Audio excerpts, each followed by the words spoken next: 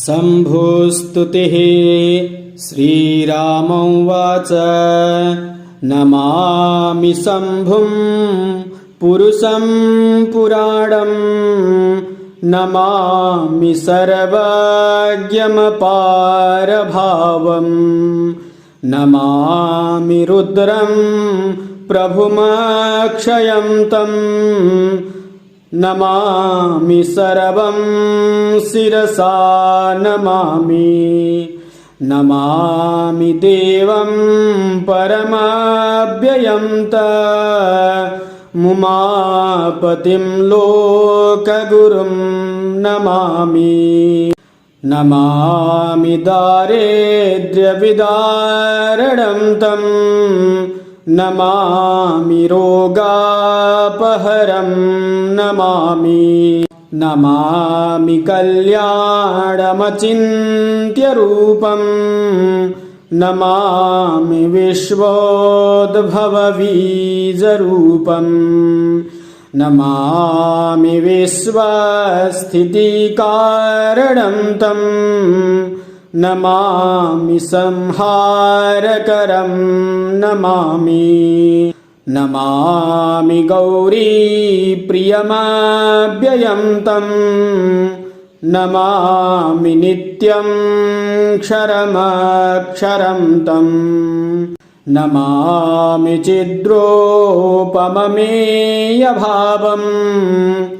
त्रिलोचनं तं शिरसा नमामि नमामि कारुण्यकरं भवस्य भयङ्करं वापि सदा नमामि नमामि दातारमभीप्सितानां नमामि सोमेशमुमे समादौ नमामि वेदत्रयलोचनं तं नमामि मूर्तित्रयवर्जितं तं नमामि पुण्यं सदसद्व्यतीतं नमामि तं पापहरं नमामि नमामि विश्वस्य हिते रतं तं नमामि रूपाणि बहूनि धत्ते यो विश्वगुप्ता सदसत्प्रणेता नमामि तं विश्वपतिं नमामि यज्ञेश्वरं सम्प्रतिहाव्यकव्यं तथा गतिं लोकसदाशिवो यः आराधितो यश्च ददाति सर्वं नमामि दानप्रियमीष्टदेवं नमामि सोमेश्वरमस्वतन्त्र मुमापतिं तं विजयं नमामि नमामि विघ्नेश्वरनन्दिनाथं पुत्रप्रियं तं शिरसा नमामि नमामि देवं भवदुःखशोक विनाशनं चन्द्रधरं नमामि नमामि गङ्गाधरमीशमीड्य मुमाधवं देववरं नमामि नमाम्यजादीशपुरन्दरादि सुरासुरैरर्चितपादपद्यं नमामि देवी मुखवादनाना मीक्षार्थमक्षेत्रितयं य ऐच्छत् पञ्चामृतैर्गन्धसुधूपदीपैर्विचित्रपुष्पैर्विविधैश्च मन्त्रैः अन्नप्रकारैः सकलोपचारैः सम्पूजितं सोममहं नमामि। नमामि शम्भुं पुरुषं पुराणं, नमामि सर्वज्ञमपारभावं, नमामि रुद्रं प्रभुमक्षयं तं, नमामि सर्वं शिरसा नमामि। नमामि देवं परमव्ययं मुमापतिं लोकगुरुं नमामि। नमामि दारिद्र्यविदारणं तं, नमामि रोगापहरं नमामि। नमामि कल्याणमचिन्त्यरूपं, नमामि विश्वोद्भवबीजरूपं, नमामि विश्वस्थितिकारणं तं, नमामि संहारकरं नमामि। नमामि गौरीप्रियमव्ययं तं, नमामि नित्यं क्षरमक्षरं तं, नमामि चिद्रूपममेयभावं, त्रिलोचनं तं शिरसा नमामि। नमामि कारुण्यकरं भवस्य, भयङ्करं वापि सदा नमामि। नमामि दातारमभीप्सितानां, नमामि सोमेशमुमे समादौ, नमामि वेदत्रयलोचनं तं, नमामि मूर्तित्रयवर्जितं तं, नमामि पुण्यं सदसद्व्यतीतं, नमामि तं पापहरं नमामि। नमामि विश्वस्य हिते रतं तं, नमामि रूपाणि बहूनि धत्ते, यो विश्वगुप्ता सदसत्प्रणेता, नमामि तं विश्वपतिं नमामि।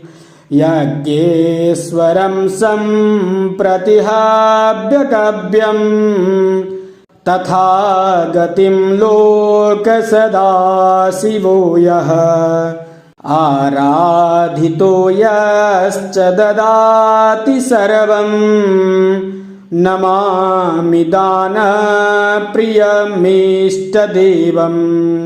नमामि सोमेश्वरमस्वतन्त्र, मुमापतिं तं विजयं नमामि। नमामि विघ्नेश्वरनन्दिनाथं, पुत्रप्रियं तं शिरसा नमामि। नमामि देवं भवदुःखशोक विनाशनं चन्द्रधरं नमामि। नमामि गङ्गाधरमीशमीड्य मुमाधवं देववरं नमामि। नमाम्यजादीशपुरन्दरादि सुरासुरैरर्चितपादपद्यं। नमामि देवी मुखवादनाना मीक्षार्थमक्षेत्रितयं य ऐच्छत् पञ्चामृतैर्गन्धसुधूपदीपैर्विभूषितं विचित्रपुष्पैर्विविधैश्च मन्त्रैः अन्नप्रकारैः सकलोपचारैः सम्पूजितं सोममहं नमामि। नमामि शम्भुं पुरुषं पुराणं नमामि सर्वज्ञमपारभावं नमामि रुद्रं प्रभुमक्षयं तं नमामि सर्वं शिरसा नमामि। नमामि देवं परमव्ययं मुमापतिं लोकगुरुं नमामि। नमामि दारिद्र्यविदारणं तं नमामि रोगापहरं नमामि। नमामि कल्याणमचिन्त्यरूपं नमामि विश्वोद्भवबीजरूपं नमामि विश्वस्थितिकारणं तं नमामि संहारकरं नमामि। नमामि गौरीप्रियमव्ययं तं नमामि नित्यं क्षरमक्षरं तं नमामि चिद्रूपममेयभावं त्रिलोचनं तं शिरसा नमामि। नमामि कारुण्यकरं भवस्य भयङ्करं वापि सदा नमामि। नमामि दातारमभीप्सितानां नमामि सोमेशमुमे समादौ नमामि वेदत्रयलोचनं तं नमामि मूर्तित्रयवर्जितं तं नमामि पुण्यं सदसद्व्यतीतं नमामि तं पापहरं नमामि। नमामि विश्वस्य हिते रतं तं नमामि रूपाणि बहूनि धत्ते यो विश्वगुप्ता सदसत्प्रणेता नमामि तं विश्वपतिं नमामि। यज्ञेश्वरं सम्प्रतिहाव्यकव्यं तथा गतिं लोकसदाशिवो यः आराधितो यश्च ददाति सर्वं नमामि दानप्रियमीष्टदेवं नमामि सोमेश्वरमस्वतन्त्र मुमापतिं तं विजयं नमामि। नमामि विघ्नेश्वरनन्दिनाथं पुत्रप्रियं तं शिरसा नमामि। नमामि देवं भवदुःखशोक विनाशनं चन्द्रधरं नमामि। नमामि गङ्गाधरमीशमीड्य मुमाधवं देववरं नमामि। नमाम्यजादीशपुरन्दरादि सुरासुरैरर्चितपादपद्यं नमामि देवी मुखवादनाना मीक्षार्थमक्षेत्रितयं य ऐच्छत् पञ्चामृतैर्गन्धसुधूपदीपैर्विचित्रपुष्पैर्विविधैश्च मन्त्रैः अन्नप्रकारैः सकलोपचारैः सम्पूजितं सोममहं नमामि। नमामि शम्भुं पुरुषं पुराणं, नमामि सर्वज्ञमपारभावं, नमामि रुद्रं प्रभुमक्षयं तं, नमामि सर्वं शिरसा नमामि। नमामि देवं परमव्ययं मुमापतिं लोकगुरुं नमामि। नमामि दारिद्र्यविदारणं तं, नमामि रोगापहरं नमामि। नमामि कल्याणमचिन्त्यरूपं, नमामि विश्वोद्भवबीजरूपं, नमामि विश्वस्थितिकारणं तं, नमामि संहारकरं नमामि। नमामि गौरीप्रियमव्ययं तं, नमामि नित्यं क्षरमक्षरं तं, नमामि चिद्रोपममेयभावं, त्रिलोचनं तं शिरसा नमामि। नमामि कारुण्यकरं भवस्य, भयङ्करं वापि सदा नमामि। नमामि दातारमभीप्सितानां, नमामि सोमेशमुमे समादौ, नमामि वेदत्रयलोचनं तं, नमामि मूर्तित्रयवर्जितं तं,